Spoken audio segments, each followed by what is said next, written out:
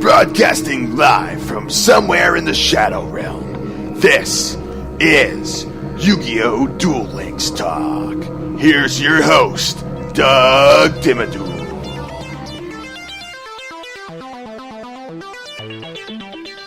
Hey there, and welcome to another episode of YuGiOh Duel Links Talk. So, after a bit of a hiatus, I'm back in action. Hurricane Irma has come and gone. It's left a bit of a power outage in my area, but it looks like they've fixed everything, and we're going to be back in action recording some episodes as we can, and hopefully we'll kind of get back into more of a regular schedule. So my apologies for the inconvenience. I know you guys are kind of getting used to some kind of podcast related to Yu-Gi-Oh! And Yu-Gi-Oh! Duel Links at some point each and every day, so we're going to try to get back into that moving forward.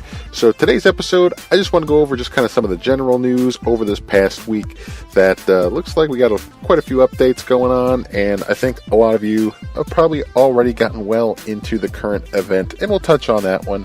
So we might as well talk about it right now, since it looks like a lot of you guys already have played this and already know what's going down. But there is a Rex Raptor Dino Mayhem, and that's the current event going on where Roaring Rex Raptor appearing within Duel World, and you also get to defeat him to raise your duel meter. And it's kind of the same concept as the Duelathon, where you were able to start increasing your duel meter and unlock daily rewards as well as cumulative rewards over the course of these events. And with Rex Raptor, it seems like it's a pretty fun event. I really like the decks that he's using. I really like some of the cards that he's dropping, and we'll get into some more of that in a second. But it looks like the major prize here is that Jurassic World Super Rare, but there are some other really, really good cards. So just the whole setup of this is, you'll have Rex Raptor showing up within Duel World, and you'll be able to duel him at level 30 or level 40. It seems like for me, I'm having much better luck running into a level 40 Rex Raptor than I was when Mokuba was doing the event. It seemed like almost every time, maybe about 80% of the time, Mokuba was level 30. Seems like with Rex Raptor, seems like it's a very, very good ratio of level 40 to level 30s. I'm just getting a lot more level 40s than I was level 30s in this case. So, yeah, this is really, really good news, and it seems like the drop rate is pretty decent for cards as well. I mean, I'm just kind of messing around with Rex Raptor, just kind of trying out different decks and losing a few. But even then, I was getting a super rare drop here and there. So, yeah, this was a pretty good event so far. But just to kind of get an idea as to some of the cards that are available, and I'm sure you've seen most of them by now, one of the big ticket items is Destroyersaurus. It's a level 4 dinosaur with 1800 attack and 1100 defense. You can discard this card to the graveyard and add one Jurassic World from your deck to your hand. So that's a pretty good one. And then also to Big Evolution Pill. After this card's activation, it remains on the field, but destroy it during your opponent's third end phase. Tribute one dinosaur type monster to activate this card. While this card is face up on the field, you can normal summon level 5 or higher dinosaur type monsters without tributing. So yeah, this is a pretty good card here, especially as there are more dinosaur cards that are higher levels being introduced, one of which is the rare card Dark Triceratops. It's level 6 dinosaur, pretty easy to get, 2400 attack, 1500 defense. If this card attacks a defense position monster, inflict piercing battle damage to your opponent. So yeah, I like this one a lot.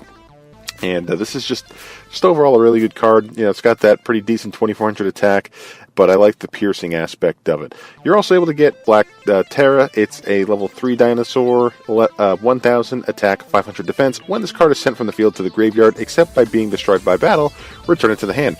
So this card combos out well. We've seen this card being used heavily with Elegant Mai, activating the trap card to send it to the graveyard and gain the 1000 life points, and then because it was sent to the graveyard by card effect, you're able to get it back into your hand.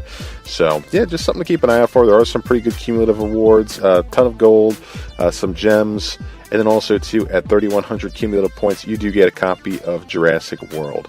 So not necessarily sure if this is going to be super meta right now, seeing as Jurassic World really doesn't give you as much of a boost to the monster aside, to your monsters aside from that 300 attack boost. It's not necessarily a game-breaking field spell card, but it is just very good. I mean, if you're running a dinosaur deck, this is a must-have. It really, really helps boost your dinosaur monsters. But anyway, it's a really good event, so now we're on to the next latest news here. And there is a current survey regarding the most recent event, the Duelist Chronicles Set Sail for the Kingdom. And this event is really good as far as my opinion goes, and I really think it should get some overwhelming good feedback. Now, some of the drop rates may have been an issue for some people. I know I didn't necessarily get full play sets of a lot of the cards that I wanted to, but I still did a pretty decent job getting the ones that I wanted. I did get my 2 copies of Karibo. I would have liked getting that 3rd one. I also did get my 2 copies of Union Attack. Would have been nice to have a 3rd one of that as well. But, I mean, overall, the event was just fun. I mean, drop rates and super rare cards, be darned. The event itself was really cool, utilizing the board game type of layout, the whole storyline, a lot of the rewards that you're able to earn throughout the game. So, yeah, I just think that was a really, really good event overall, and probably one of my favorites just so far. But that one's currently going on right now. I think you have until September 15th to get this survey done. So if you haven't done it already, definitely try and take that survey. Also, too, there are some known card issues that are trying to be fixed. And let's see here. I'm trying to see exactly which ones.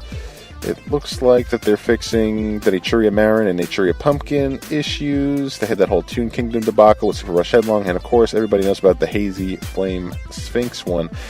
So, yeah, there's still a few things going on. It looks like they're really trying to get those things fixed. And if they haven't done so already, they're still working on it. And anyway, too, there are some issues involved with standard duelist decks. Some decks did not display the images of some cards, and some deck names were displayed incorrectly. And it looks like some of those had to do with maybe some of the updates, but maintenance is taking care of that one, and hopefully that one is all squared away, because I know it could be misleading when you think you know what kind of deck you're going up against, and it turns out you get something completely different. So, yeah, those are just a few of the things going on right now within Duel Links. The other thing is that they did add a few audio options as well. So you could change the audio language by going to the Help, etc. menu and then selecting Settings, pressing the Change Language button and downloading the audio data. So I remember when this game came out, some people were pretty upset that maybe they weren't able to listen to things in a different language. It was kind of stuck with English and vice versa if you were in another country and you had your specific language. So it looks like Konami was listening to some of that feedback. I don't mind English. I'm fine with English. That's my one and only language right now. So I really have no need to start downloading some of the other languages. But at least they give you that option, and that's really cool right now. I think a lot of people are going to try and take advantage of this within the app. So yeah, so basically that's how you go. You go to Help, the Help menu, select Settings, press Change Language, and then download the audio data corresponding to that language. So that's cool. I'm pretty excited about that one. So it looks like in the meantime, while I was away in the hurricane, looks like there were still quite a few things going on within Duel Links that now I kind of got to brush myself off and get back into it. But now I am kind of really wanting to start building a dinosaur deck. I've always had kind of that basic Rex Raptor, that former meta deck that was now kind of a little outdated. But if I'm able to get some of the pieces within this just kind of within this whole event, I think I could do pretty well with the dinosaur deck. It's not going to be the most competitive thing right now, but it's nice to see that we're also able to get some new parts. This Rex Raptor event really helps out those of us who are trying to expand on our dinos and bringing them back into the game. So yeah, hopefully you guys take advantage of this event while it's going on. Take advantage of those daily rewards and those cumulative awards. There's a whole lot to get there, and yeah, just kind of overall, as far as these legendary duelist events go, it's not bad. Considering if you look at the cards that you're able to get from this one, Destroyosaurus, again, we talked about that one. Black Terror, we talked about that one. They're really good cards. Jurassic World, Big Evolution Pill was fantastic. You would also get Hunting Instinct, and when a monster is special summoned to your opponent's side of the field, you special summon one dinosaur type monster from your hand. That's a really good one too. I think that's actually a standard Rex card. But, and then you also get a lot of the other standard ones as rares, Two-Headed King Rex, Crawling Dragon #2.